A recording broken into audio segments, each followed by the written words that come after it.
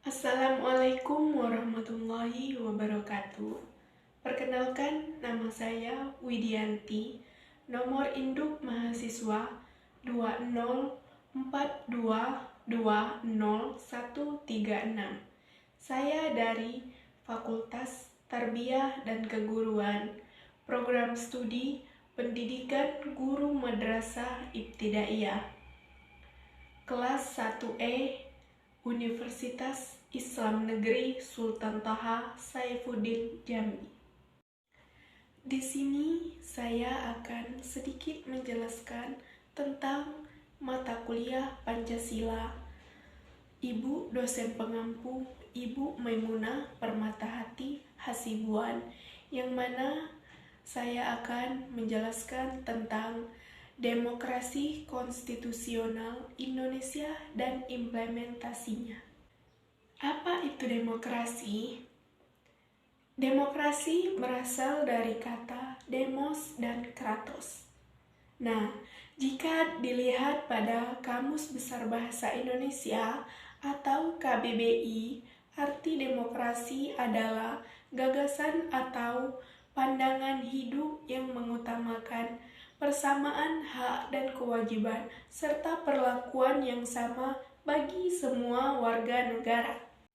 Selanjutnya, kita akan membahas mengenai pengertian demokrasi konstitusional, pelaksanaan demokrasi konstitusional di Indonesia, kelemahan pelaksanaan demokrasi konstitusional di Indonesia, dan pembaharuan konstitusional yang mendukung pelaksanaan demokrasi di Indonesia.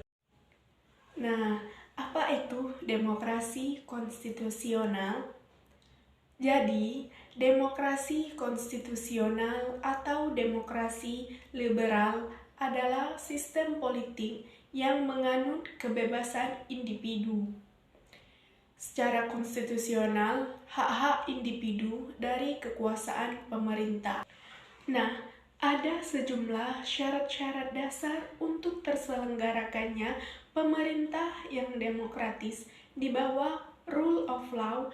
Yang pertama yaitu perlindungan konstitusional, yang kedua yaitu badan kehakiman yang bebas dan tidak memihak, yang ketiga pemilihan umum yang bebas, yang keempat kebebasan untuk menyatakan pendapat, yang kelima kebebasan untuk berserikat atau berorganisasi, dan yang terakhir pendidikan kewarganegaraan.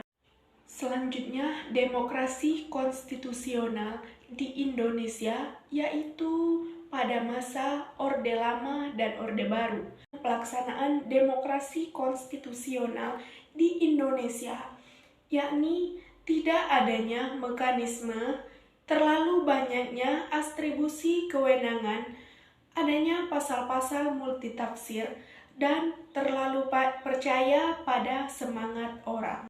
Dan yang terakhir, mengenai pembaharuan konstitusional yang mendukung pelaksanaan demokrasi di Indonesia, menurut Mahfud MD, ada beberapa pembaharuan konstitusional yang dapat dilakukan untuk mendukung pelaksanaan demokrasi di Indonesia, antara lain yang pertama yaitu mempertahankan pembukaan, yang kedua bentuk dan sistem pemerintahan negara, yang ketiga bentuk amandemen, dan yang keempat perubahan pembentukan dan penyisipan. Hanya itu yang dapat saya sampaikan tentang demokrasi konstitusional di Indonesia dan implementasinya. Kurang dan lebih saya mohon maaf. Saya akhiri, wabillahi taufiq wal hidayah. Wassalamualaikum warahmatullahi wabarakatuh.